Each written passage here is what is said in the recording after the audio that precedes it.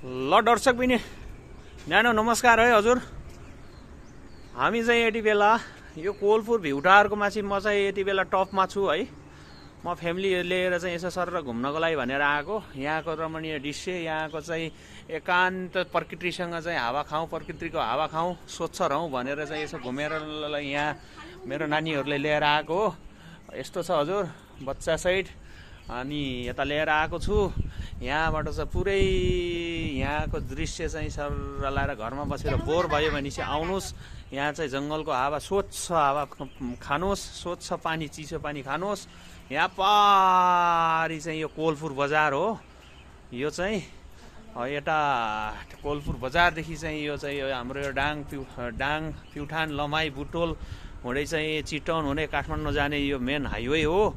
यहाँ चाहिँ army checkpost छ, त्यहाँदेखि भित्र आउनु होला, रमाइलो गर्नुहोस्, यहाँको रमणीय दृश्यको अवलोकन गर्नुहोस्।